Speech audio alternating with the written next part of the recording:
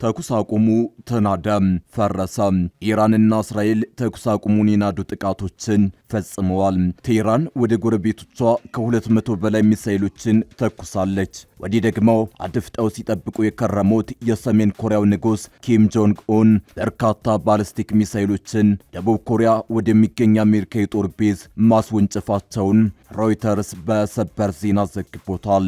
ሰሜን ኮሪያ ያስወነጨፈቻቸው ሚሳኤሎች አሜሪካንንና ደቡብ ኮሪያን አስቆጥቷል። ይህን ተከትሎ በኮሪያ ልሳነ ምድር ከባድ ውጥረት ነግሷል። ፓኪስታን ብዙ የለፋችበት ተኩስ አቁም እንደ እምቧይ ካብ እየተናደ ነው። ከማለዳ አንስቶ እስራኤል ከፍተኛ ድብደባዎችን በሊባኖስና በኢራን የነዳጅ ማጣሪያ ላይ ጥቃት አድርሳለች። ከዚህ በመቀጠል ደግሞ ኢራን በባህሬን በኩዌትና በተባበሩት አረብ ኤሚሬትስ ላይ ሚሳኤል ናዳ አዝንባለች። አረብ ኤሚሬትስ ባለፉት 6 ሳምንታት እንዲያ እንዳልተደበደበች ጦርነቱን አሸንፊያለሁ ብላ ባወጀች ሰዓታት ልዩነት ነው ኢራን ኤሚሬቶችን በሚሳኤል ያደባየችው።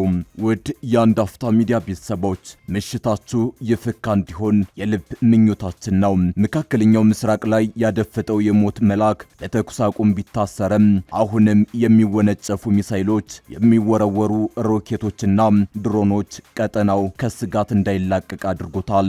በዛሬው ዕለትም እስራኤልና ኢራን ከባባድ የአየር ላይ ጥቃቶችን ፈጽመዋል። ወዲህ ደግሞ ዓለም ከመካከለኛው ምስራቅ ማዕበል እፎይ ብላ ሳታርፍ ሌላ አስፈሪ ማዕበል በኮሪያ ልሳነ ምድር ተከስቷል። ምክንያቱ ደግሞ የሰሜን ኮሪያው ጌታ ኪም ጆንግ ኡን ከ50 በላይ ባሊስቲክ ሚሳኤሎችን በመተኮሳቸው ነው። አስቀድመን ይህን የሰሜን ኮሪያ የሚሳኤል ጥቃት እንመለከታለን።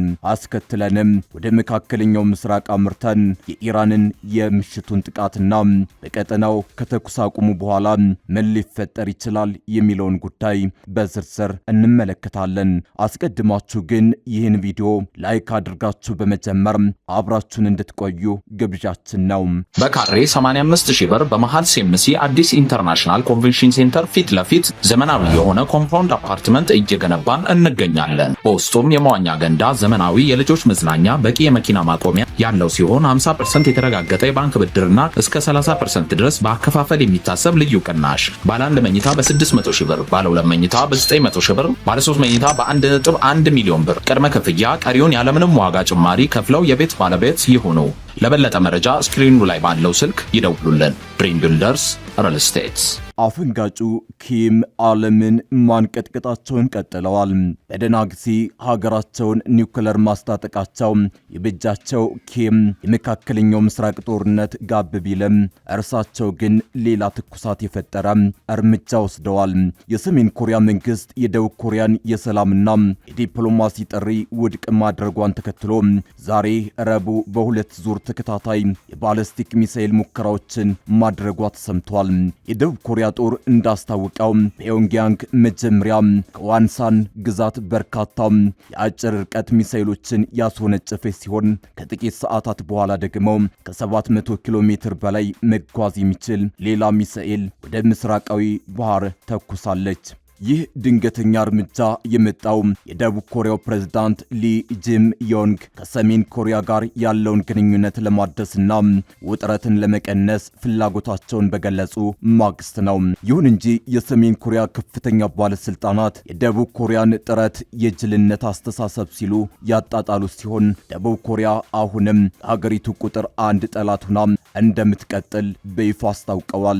በተለይም በዛሬው ዕለት የተተኮሰው ሁለተኛው ሚሳኤል መደበኛ ያልሆነ የበረራ መስመር የተከተለ በመሆኑ የሚሳኤል መከላከያ ዘዴዎችን ለማምለጥ ታስቦ የተሰራ ሊሆን እንደሚችል የጃፓንና የደቡብ ኮሪያ ወታደራዊ ተንታኞች ስጋታቸውን ገልጸዋል። ይህ ክስተት በምስራቅ ኤዥያ ያለውን የጸጥታ ሁኔታ ይበልጥ ያባባሰው ሲሆን አሜሪካና አጋሮቿ ሁኔታውን በቅርበት እየተከታተሉ መሆናቸውን አስታውቀዋል።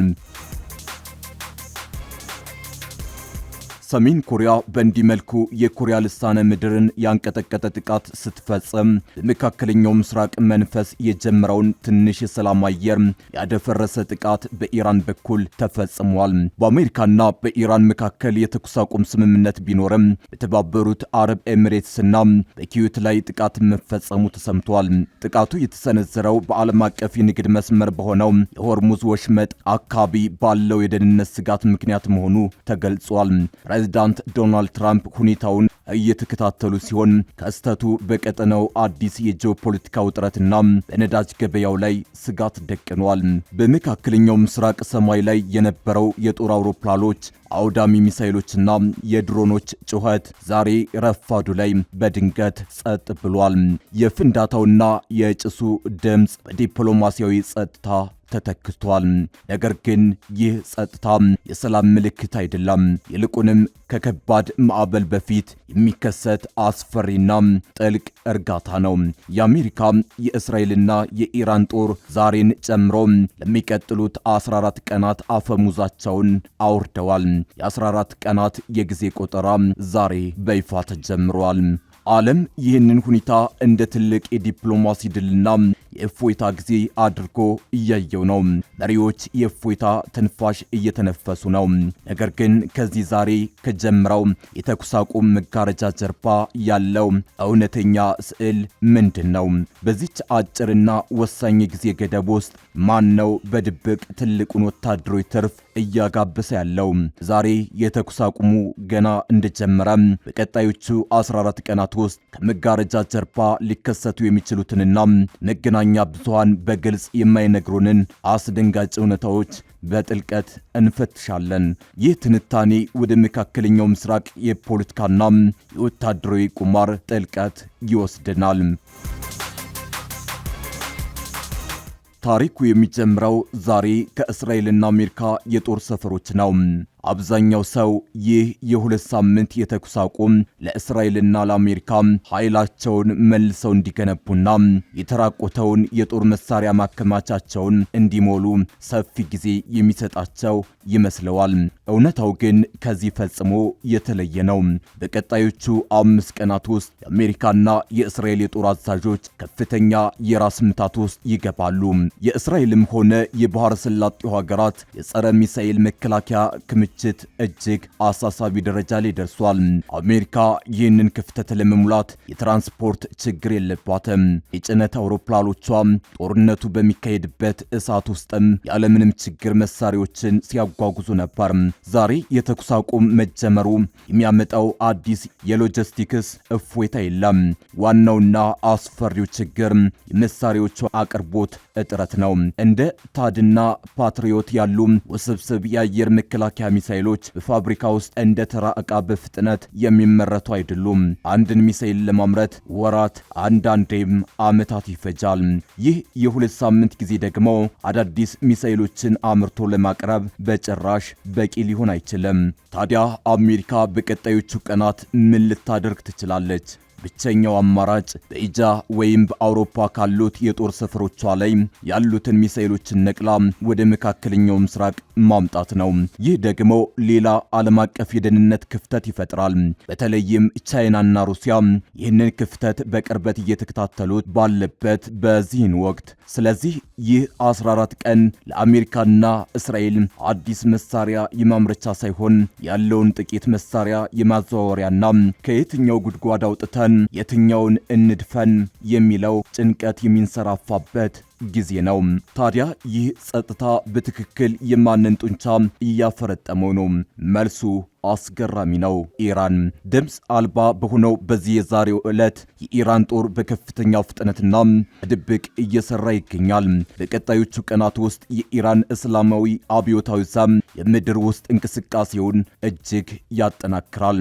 ኢራን ይህንን ጊዜ የምትጠቀመው በመጀመሪያው በምዕራብ የሀገሪቱ ክፍሎች የሚገኙትንና ጥቃት የደረሰባቸውን የባሊስቲክ ሚሳኤል ማከማቻዎቿን ፍርስራሽ በማጽዳትና መልሳ ወደ ስራ በማስገባት ነው።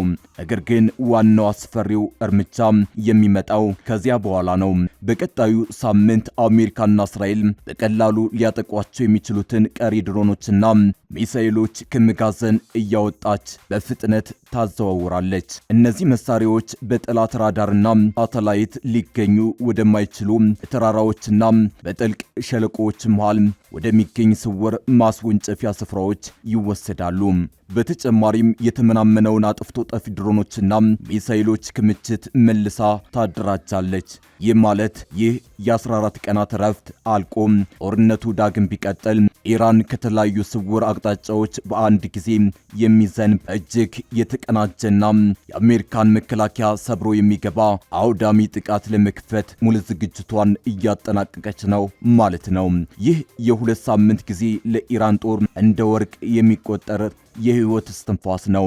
ወደ ድርድሩ ቀናት ስንጠጋ ትኩረቱ ወደ ዲፕሎማሲው ጠረጴዛ ያመራል። በእስላማባድ ሊጀመር በታሰበው ድርድር ላይ የጨዋታው ህግ ሙሉ በሙሉ ይቀየራል። አሜሪካ ወታደራዊ እርምጃ እወስዳለሁ ብላ ስታሰማው የነበረው ዛቻ ቀድሞውንም በተግባር ተሞክሮ ግቡን ስላልመታ አሁን ያላት የመደራደር አቅም በእጅጉ ተዳክሟል። በሌላ በኩል ኢራን በቀጣዮቹ ቀናት የዓለምን የነዳጅ የደም ስር የሆነውን የሆርሙዝ ባህረ ሰላጤን በመጠቀም ስልታዊ ጫና ማሳደሯን ትቀጥላለች። በዚህም የተኩስ አቁሙ ጊዜ እንኳን መርከቦች ሳያልፉ ቀረጥ ወይም ልዩ ቁጥጥር በማድረግ የዓለምን የነዳጅ አቅርቦት ማስተጓጎልና ዓለም አቀፉን ኢኮኖሚ ማናጋት እንደምትችል በተግባር ታሳያለች። ይህ በእጇ ላይ ያለ ነው። ከአቶሚክ ቦምብ ያልተናነሰ እጅግ ጠንካራ የመደራደሪያ ካርድ ነው። በአሜሪካ በኩል ፕሬዝዳንት ትራምፕ ተጨማሪ የጦርነት እርምጃ እንዳይወስዱ በቀጣዮቹ ቀናት የሀገር ውስጥ ጫናው እጅግ እየበረታ ይመጣል። ህዝቡና ፖለቲከኞች ጦርነቱ በድርድር እንዲቋጭ አጥብቀው ይጠይቃሉ። ነገር ግን ይህንን ሁሉ ስሌት የሚያዛባውና ወደ ከፋ ደረጃ የሚያደርሰው የእስራኤል አቋም ነው። ለእስራኤሉ ጠቅላይ ሚኒስትር ቤንያሚን ኔታንያሁ የኢራንን ስጋት ማስወገድ የፖለቲካ ብቻ ሳይሆን የህልውና ጉዳይ ነው። ስለዚህ በቀጣዮቹ ቀናት እስራኤል በሊባኖስ በኩል የምታደርገውን ጥቃት በማጠናከር በዋሽንግተንና በቴህራን መካከል ሊኖር የሚችለውን ማንኛውንም ስምምነት ለማፍረስና ጦርነቱን ለመቀጠል ወደ ኋላ አትልም። ለዚህም ነው ይህ ዛሬ የተጀመረው የተኩስ አቁም ለኢራን አመራሮች እጅግ አደገኛ ሊሆን የሚችለው። በእነዚህ 14 ቀናት ውስጥ የኢራን ከፍተኛ የጦር አዛዦች ከፍተኛ ጥንቃቄ ማድረግ ይጠበቅባቸዋል። ባለፉት ጊዜያት ኢራን ድርድር ላይ በተቀመጠችበት ወቅት ጥቃት ተፈጽሞባታል። ስለዚህ የጠላትን የማታለል ዕቅድ ነቅቶ መጠበቅ፣ የጦር አዛዦችን በአንድ ቦታ አለመሰባሰብና ከሚሰነዘሩ ድንገተኛ የግድያ ሙከራዎች ራሳቸውን መደበቅ ግድ ይላቸዋል። እንዲሁም የደህንነት ሁኔታው ከፈቀደ አዲሱ የኢራን ጠቅላይ መሪ በቀጣዮቹ ጥቂት ቀናት ውስጥ በቴሌቪዥን መስኮት ብቅ ብለው ለሕዝባቸው ንግግር ሊያደርጉ ይችላሉ። ይህ እርምጃ በሀገር ውስጥ ጠንካራ መረጋጋትን የሚፈጠር ሲሆን ለዓለም ደግሞ የኢራን አመራር አለመናወጡን የሚያሳይ ትልቅ የስነ ልቦና ጦርነት አካል ነው። የቆጠራው ሰዓት እያለቀ ሲመጣ የ14ኛው ቀን ማብቂያ ምን ይዞ ይመጣል? ይህ የተኩስ አቁም የሰላም ጅማሩ ሳይሆን ለከፋ ጦርነት የሚደረግ የስትራቴጂ ሽግሽግ ነው። ስምምነቱ ዛሬ ሲጀምር ለሁለቱም ወገኖች የእፎይታ ጊዜ መስሎ ቢታይም በተግባር ግን ኢራን ጦሯን እንድትበትን፣ መሳሪያዎቿን እንድትደብቅና ስልቷን እንድታስተካከል የሰጣት ወርቃማ ዕድል ነው። ቀኖቹ እያለፉ ሲሄዱ ውጥረቱ ይበልጥ እየተካረረ ይመጣል። ሰዓቱ አልቆ የተኩስ አቁሙ ሲጠናቀቅ ጦርነቱን የቀሰቀሱት መሰረታዊ ምክንያቶች አሁንም አልተፈቱም። ይህ ዛሬ የተጀመረው የ14 ቀናት የእፎይታ ጊዜ ለቀጣዩና ለከፋው ምዕራፍ መዘጋጃ ብቻ ነው።